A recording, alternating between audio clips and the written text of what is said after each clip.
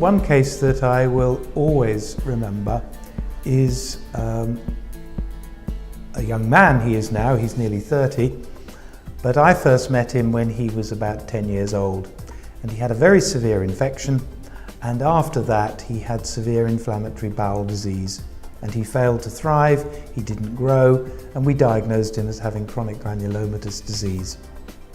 In those days, most people felt that the only treatment for chronic granulomatous disease was antibiotics and supportive care.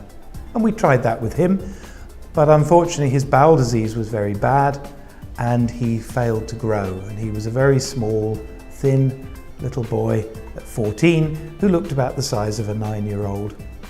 And so we decided to do a bone marrow transplant, which at those times was considered a rather experimental thing to do. Unfortunately, the bone marrow transplant went very well. His infections were no longer a problem, but more significantly, his inflammatory bowel disease settled down completely, and he grew and grew and grew. So he's almost my height now as an adult male.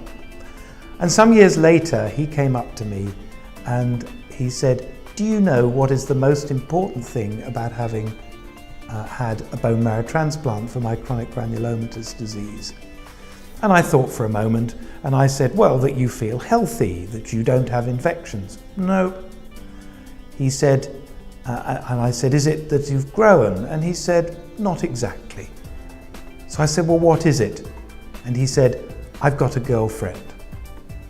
And I looked at him and I said, "Well, I don't understand how having had a bone marrow transplant for chronic granulomatous disease meant you've got a girlfriend."